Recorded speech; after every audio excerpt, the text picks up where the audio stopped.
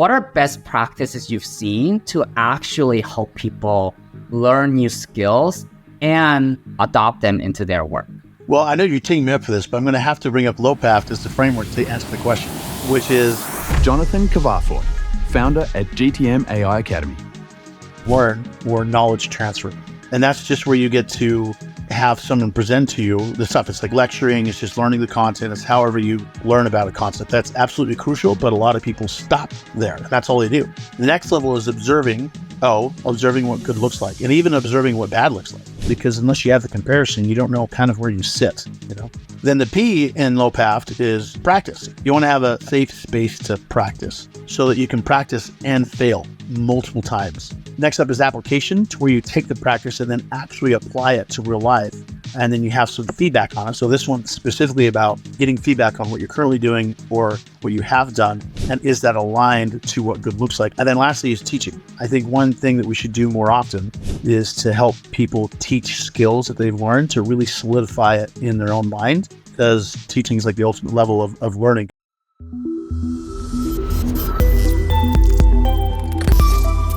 Jonathan, great to chat with you today.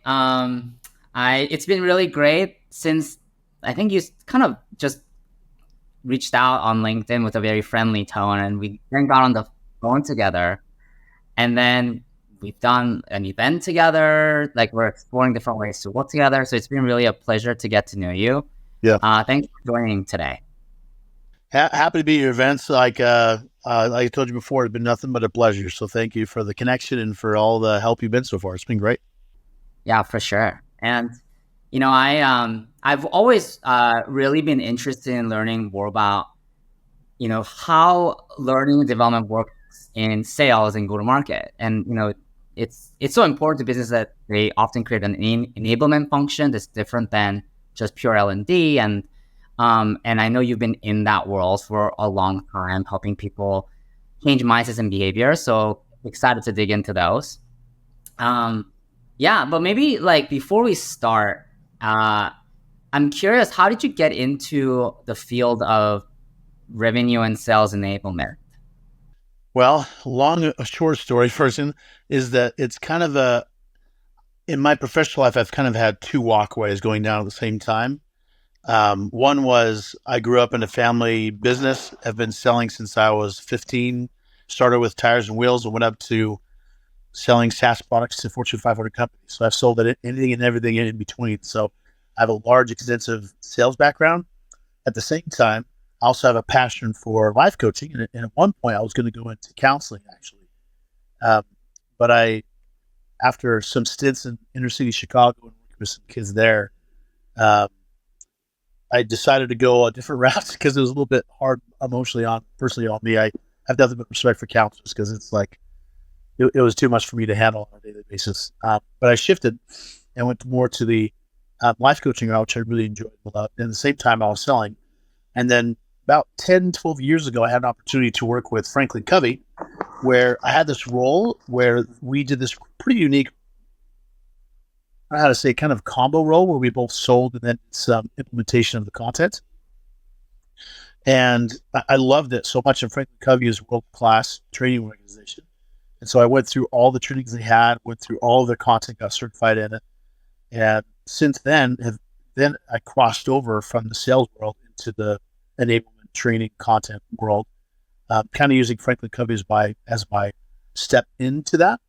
But even before that, for years, I was a life coach. So I had this coaching background that I had a passion for, but then I had this introduction to Covey as a more kind of holistic. At the time, it wasn't called enablement, but it was truly enablement for different organizations. And then have ran enablement programs now at both humongous billion-dollar teams and also small startups of 10 sales reps. So I've been across the gamut in enablement since, and I haven't looked back. It's been a blast. Very cool. And I love that you're bringing together your experience being a life coach and being having worked in Franklin Covey, which is obviously just like a behemoth in the corporate training and people development space. Yep. And now lots of experience doing revenue enablement. Yes. So maybe so the question I want to ask is, are there 2 to 3 insights you've gathered on what makes people learn, grow, and change? In general, for sales teams, you mean? Yeah, Or maybe like you can pull from sales teams, but if you just think about like helping people upskill and develop, what allows people to truly grow and change their behaviors? Yeah, it's a good question. There's sides of it that I don't have a lot of control over, because sometimes there's the motivational side that comes from what is the person wanting or willing to do, which there's a part of that I feel like I have I shouldn't say control over, but influence over how much motivation I can help someone through compensation or incentives or through gamification or whatever thing that might help them kind of get more involved. But then there's the other side that's more inherent. Like, I'm the type of person where I don't need you to motivate me. I'll do it by myself. I don't need you to motivate it, because I push myself to become as best I can in whatever I'm trying to do. And I think most people are that way, but they're not like that with everything, you know? So I try to, number one, you talk about 2 or 3 different things. One would be, am I creating an ecosystem where people are willing and able to really let their motivation push through? Because I think if you get stuff out of people's way, they're more than likely to push themselves to a better level. Otherwise, they'll just kind of do status quo and just kind of get by with whatever they're tasked to do. So I want to make sure that the environment or ecosystem we create is supportive of that, if it makes any sense. It's not an easy thing to do, because enablement is not usually the boss of the ecosystem, the chief revenue officer or the COO or CMO or whoever enablement's reporting to usually is. And so it takes some work around how to make sure that can actually exist so people can thrive inside of an organization. I heard once from a friend of mine who's a coach who talked about systems, that you can put a really, really good employee or team member inside of a bad system, and the system will conquer every single time. Whereas if you have an average performer in a really good system, the system will bring out the best in that average performer. So I try to look at what's the ecosystem, what's the environment, what's happening outside of the person to make sure we can let them thrive. So that'd be number one. Number two would be, am I doing things that actually help someone do their job more? Or am I doing things that in theory help, but in actuality get in the way? Because I think a lot of times, sometimes theory gets in the way. Like, people think, well, in theory, I read in the book that this thing should happen, but then in actual practice, it actually hurts. So it's just really understanding what is actually people doing day to day and how can I make that better? Because then they'll be your fans for life. But if I get in the way and just add more to the plate, I'm going to be there. I'm not going to be the favorite person. So, yeah. I love both of the things that you said. Really resonates. So maybe I would love to dig into each of them a little bit. Sure. So the first one was really around, if I share about what I understood. One, you have to understand the thing that intrinsically actually motivates people, and then create the systems that allow those motivators to really play out, because the environment has a huge impact. So what are some examples of environments you've created that allowed certain types of intrinsic motivation to really flourish?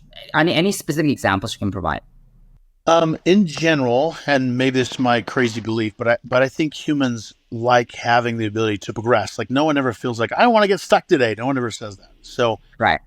It's understanding,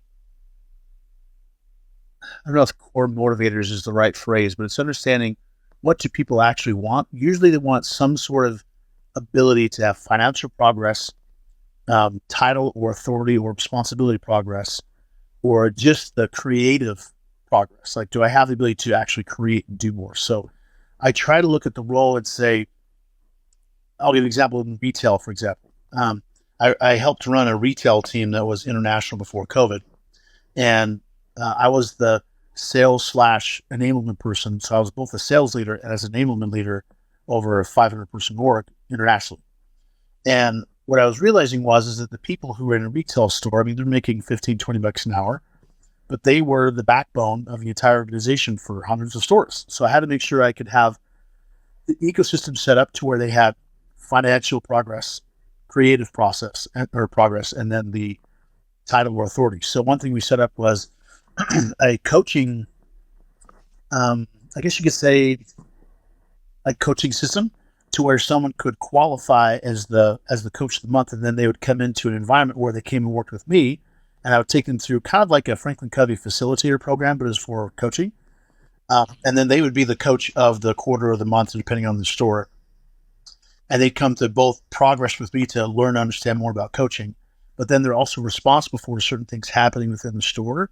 And then they're also incentivized so that when those things happen, they got a bonus on top of whatever their hourly thing was based on the performance of the store.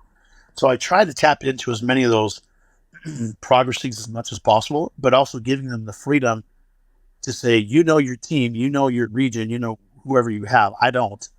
So let's think about and create something together that is your program based on core principles that can actually impact people for performance. Does that make sense? So that's one Yeah. example of many, but Wait, and that's a really powerful and creative example, like of how you created this new designated role of a coach that satisfy these multiple dimensions of progress. That's very cool. yeah. Okay, so then now the second piece that you mentioned that I thought was also interesting, which is, are you actually being helpful or are you hindering the work of someone? Right. What's an example of something that you believe, like, or many people believe is helping someone, but actually in fact hinders, and you had to undo? Oh, wow. That's a good question. Something that they thought was helpful was actually getting in the way. It's a really good question. I would say with good intentions, most leaders want to have a lot of data input into a CRM, and most salespeople hate putting data into CRMs. And there's a delicate balance between what data you do need or don't need, and there's arguments going back and forth around, you know, what does the salesperson get paid for, and their salary should cover data entry and all this other stuff. But there are some that feel like that having 80 fields in their CRM that are all required is a good thing to have. And there's been multiple times I've had to go in and say, okay, what information do we actually need? What do we actually need from the salesperson? What can we automate? And how can we get it to where we get what the leader is trying to get out of the conversation, but also allow the salesperson the ability to do more with their time, so they're not spending hours and hours with data entry, you know?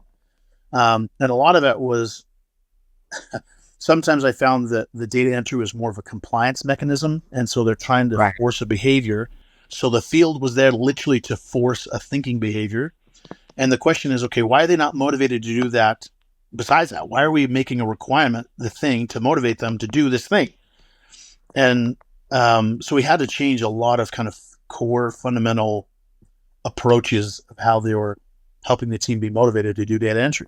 And also really recognizing what data do we actually care about or need from a customer conversation and from a salesperson.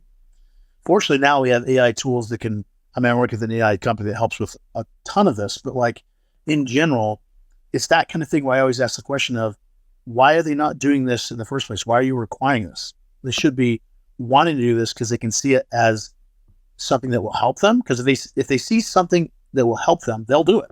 But if they see it getting in the way, they're going to fight all the way to do it.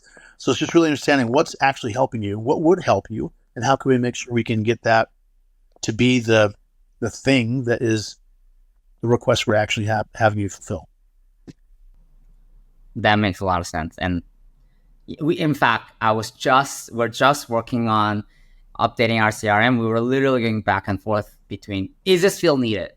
Right. No, caught it. Like, you know, like sort of a situation. I would love to cover a little bit a particular aspect of sales enablement, which is training and upskilling people. You have a lot of experience helping people grow in the role of sales and beyond. Yeah. I also know you have like a framework that you use, but there are other things you've captured in different places. So I'd be curious if you can share what are best practices you've seen to actually help people learn new skills and like adopt them into their work. Well, I know you're teeing me up for this, but I'm going to have to bring up LOPAFT as the framework to answer the question. So, um, for some backdrop, it some of what I do in enablement comes from life coaching. It doesn't come from Franklin Covey. It comes from my work with individuals for years. So, and a lot of times life coaching, I'm trying to teach them new mental models or mental skills or physical skills or whatever the case might be. So I've thought about this a lot. Like what actually changes human behavior? And I'm nowhere near the expert. I'm just talking from experience of what I've seen work and not work. Um, so to kind of understand a couple of things, I'm gonna back up a second. I have a good friend of mine who introduced me to a concept called the affective filter, which is more of a learning principle used in language learning. So that principle is all about psychological safety. And the more safe someone feels in an environment and the more permission they have to fail and have it be okay, the faster that they learn. And this is a concept that I learned a long time ago that I realized in coaching, that I need to create the environment that someone can fail without fear of embarrassment, shame, saying you're stupid, like whatever the case might be, because most of the time, sadly, as humans, at least growing up through elementary school and whatever, we don't have that environment. We get ridiculed or criticized for being wrong, or the people who are being praised are the ones who get it right. So like you never have that space to be wrong, which is funny because like the creative process demands being wrong all the time so you can figure out what's right. So with that in mind, and then combining with the 4 levels of competence, which is any person to learn any skill goes through 4 levels, which is if we compare it to driving a car. When you're 2 years old and your dad's driving you through town and you're going 40 miles an hour, you have no idea what's going on. You're just happy to have a fruit roll up or whatever. Yeah. So you're unconsciously incompetent. You don't know what you don't know. Then you fast forward to 12 years old and you start looking and saying, wait a second, dad's driving this automobile. This looks cool. So you now know that you don't know how to drive a car. Then you go to driver's ed and you have someone actually teach you. You have to focus on 10 and 2 and changing the steering and all this other stuff you have to do to learn how to drive. So you become consciously competent. You have to think about it, but you're now competent around driving a car. Fast forward 5 more years, then you see these, classic student going to college who's eating food as she's doing her makeup, driving with her knees, listening to the radio, talking on the phone, 90 miles an hour down the road, and they all of a sudden get to the destination without thinking about it. They are unconsciously incompetent, or they don't know that they know how to drive. They're not thinking about it. So I thought about that a lot and saying, okay, what is it that helps me? What is it that's helped others be able to move up that ladder? Because in sales, and I'm sure this is the case in a lot of different roles, but a lot of times top performers of whatever role, sales or whatever, are the ones who are made as leaders. And they're usually become unconsciously competent at a certain aspect of sales, but that means that they're not aware or conscious of how to teach that to somebody else. So they're talking on a high unconscious competent level to someone who is unconsciously incompetent, who has no idea what they're talking about, and there's a disconnect. It's like talking Japanese to a Native American. Like this is no connection whatsoever.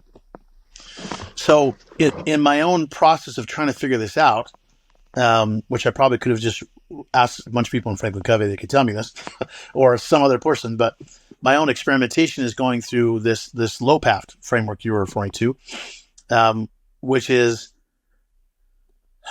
and I'm going to bring this up because what I see in enablement is they usually stop at number 1, which is learn or knowledge transfer.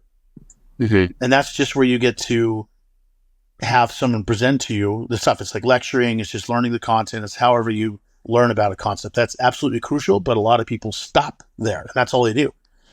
The next level is observing what good looks like, and even observing what bad looks like.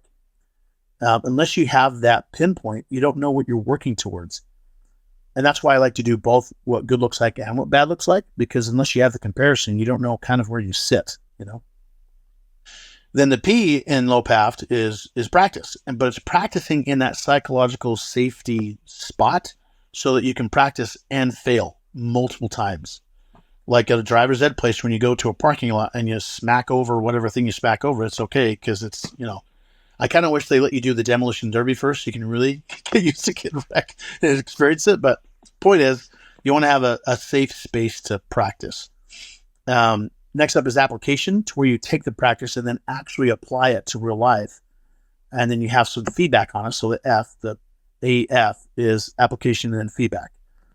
I will say too that there's a difference between feedback and coaching, which feedback is on current or past behaviors and coaching is looking forward. So this one's specifically about getting feedback on what you're currently doing or what you have done. And is that aligned to what good looks like so you can get to the next level of unconscious, incompetence or competence, I should say. And then lastly is teaching. I think one thing that we should do more often is to help people teach skills that they've learned to really solidify it in their own mind. Because I remember reading somewhere else that teaching is like the ultimate level of learning because you have to apply it and then teach it to somebody else, which is funny that when you hear people say, if you can't do it or people who can't teach, and I totally disagree with that because of this levels of competency thing. If someone is able to teach really well out of experience of learning it, like that's the best person I want to teach, is the person who's gone through the process and understands the pains and the issues and challenges of going through the thing. So I know this is a loaded answer. I'm going to give you an example because you'll probably ask an example next. So let me give you an example of what that looks like. In enablement, we're usually in charge of onboarding new sales reps. So what that would mean is I would want to present product information so you can know about whatever product it might be selling.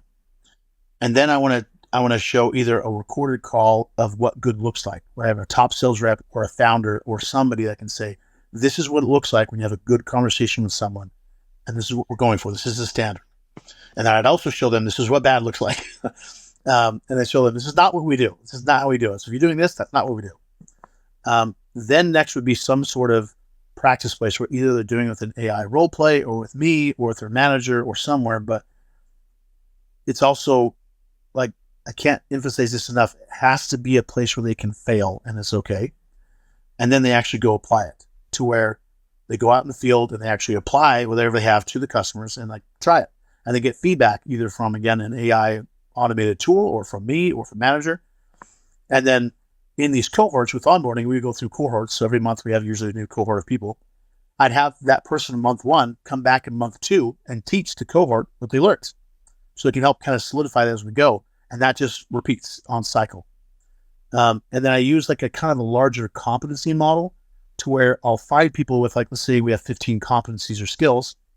I'll find that people who are quote unquote masters or who know how to teach because they know how to consciously talk through each skill and come back in and teach people who are not as strong in it.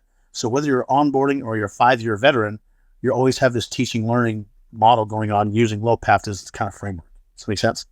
I love that. I loved it the first time you told me about it also. Good.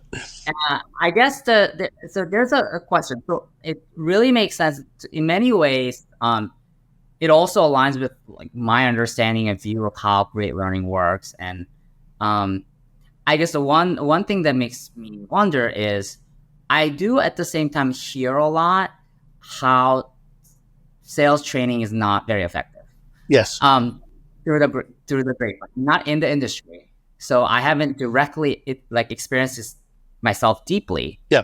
But I'm curious, why do you think that's the case? Like, what are most of the sales training sort of approaches doing today? And what's the failure point? Maybe a bit of a provocative question, but I'd be curious to get your thought. Well, this is something I've actually looked into a lot just because I'm usually the one who's in charge of like a sales methodology, training, onboarding, adoption, and I think there's a lot of reasons why, but I'd boil it down to one, that learning sales training usually has to do with some sort of methodology or an approach that we want someone to adopt. And most training, as the word implies, is training focus. And I personally don't think that enablement is training. Training is something we use as a tool, but for someone to really adopt a behavior, training is one of like 50 things you should be doing to help adopt a behavior. And the challenge is a lot of teams I see use training as the only thing that they do. So they have some sort of group training, they have the initial rollout of like a 3-day event, then they have another thing a month later. And that's not where behavior changes. That's where learning happens. And that's where you can observe what good looks like, but that's not where you practice it. That's not where you apply it. You can't get really good feedback, and I wouldn't want to give feedback in front of a crowd of people because it's a psychologically unsafe environment. So there's a lot of reasons that they fail, but one is that it's very training focused, and I don't think that's the right way to go. It is one tool of many you should use. That's number one. Two would be is that there's no focus on accountability. Like there's this phrase by Thomas Monson where he talks about behavior changes essentially when you are accountable. So like you hold someone to a standard and then you have that person report back. It's a reporting back and being kept accountable that is the key. And that accountability system in most teams is non-existent. So they roll it out, but there's no way to measure. I remember the quote. It's like when performance is measured and reported back on, that's when behavior changes. So when performance is identified is one level, and then when performance is identified and measured is the next level. And then third level is when performance is measured, identified, and kept accountable is the ultimate level.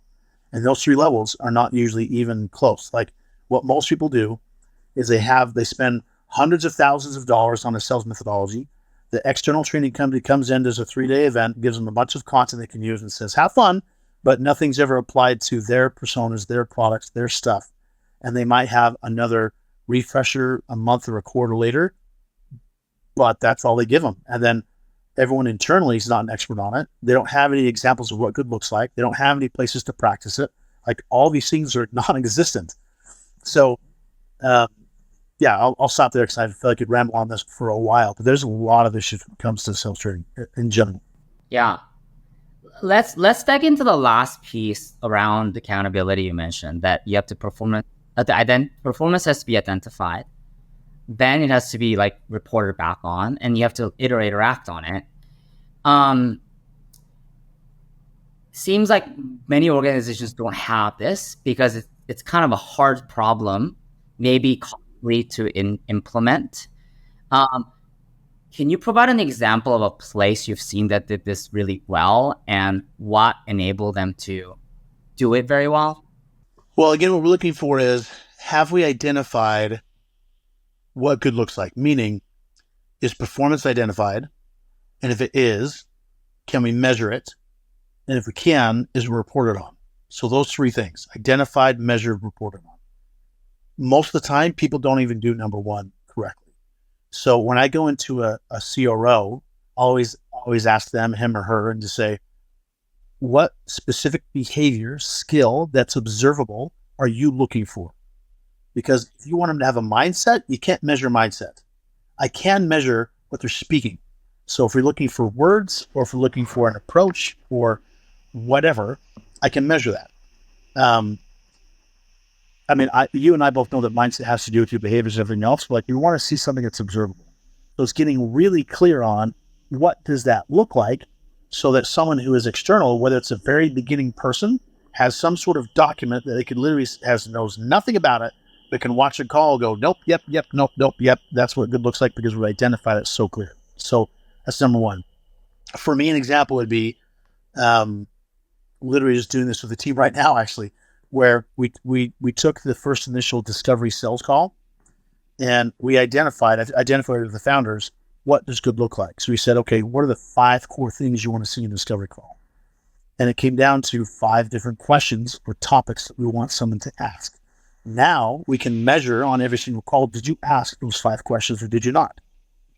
It's not an opinion. You either did or you didn't.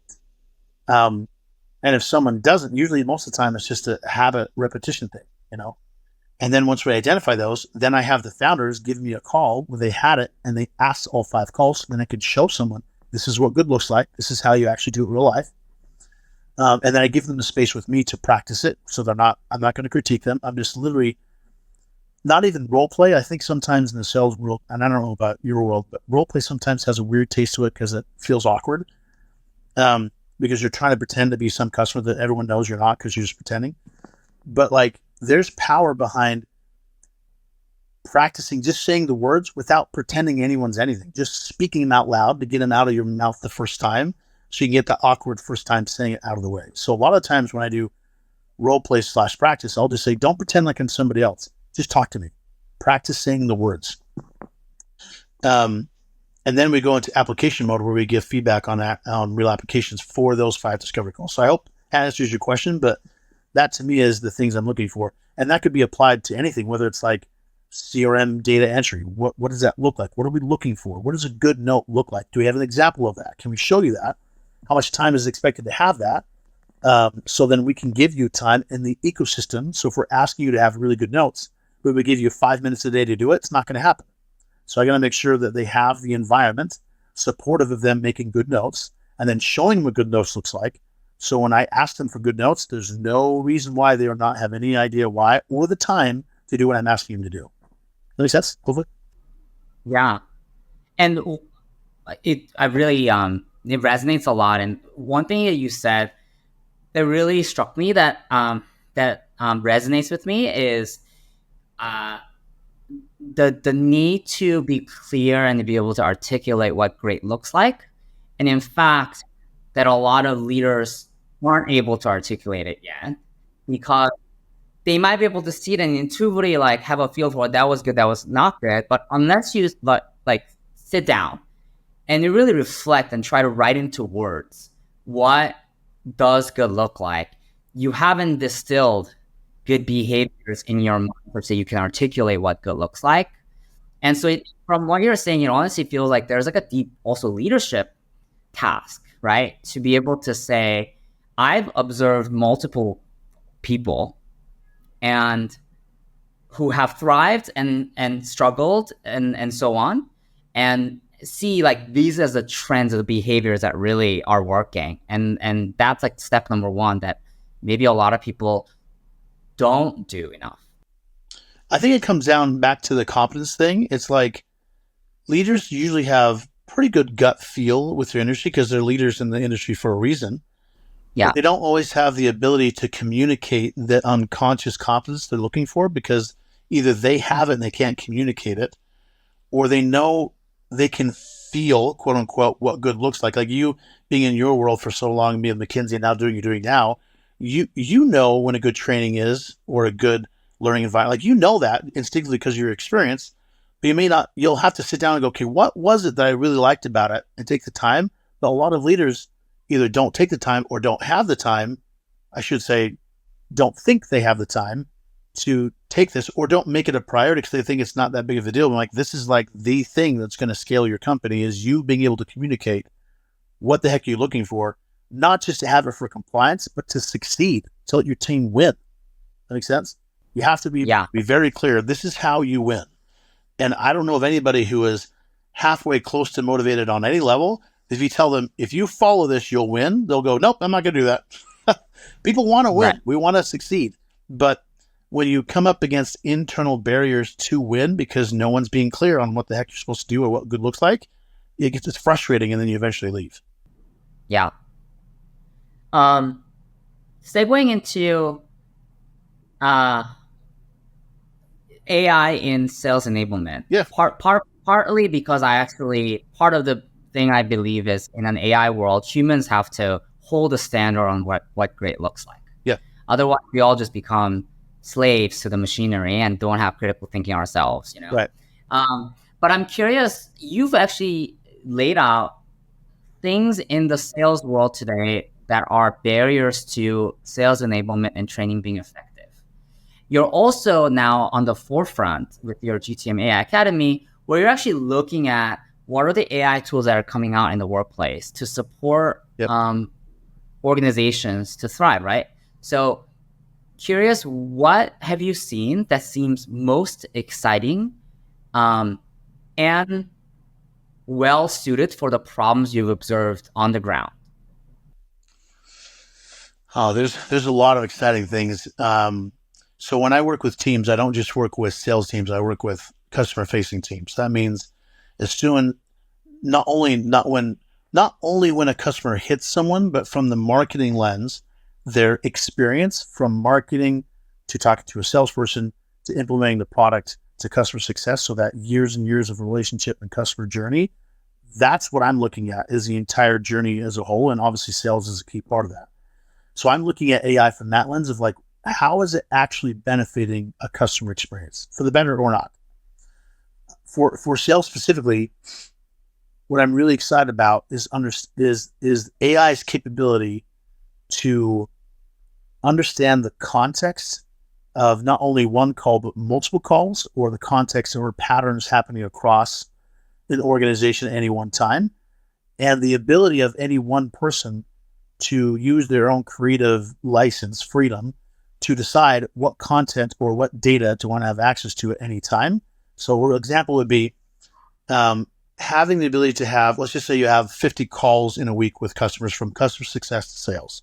That's a low number. We'll just say 50. And past state was that I'd have to either manually be a part of those calls, observe those calls later on some sort of recording, which would take obviously 25 to 50 hours, or I'd have to have the team there to communicate to me what happened to those, secondhand.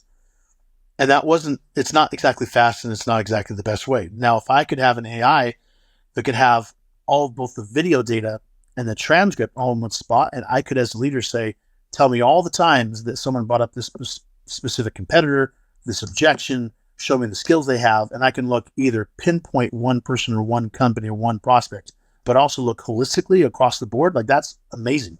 We've never had that ability before.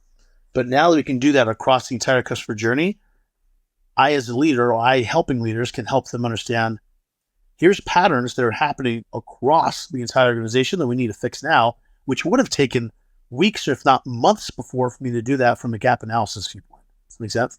But now it's like I can have access to it any time and use good tools that will enable me as an enabler to enable them to make the best decisions possible. So that's one thing of many.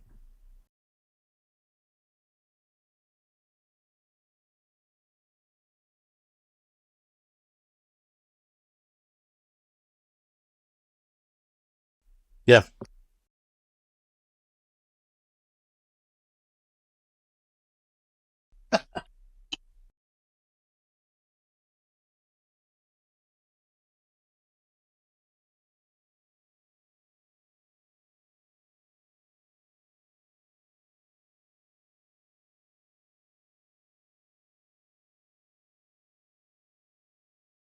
Sure.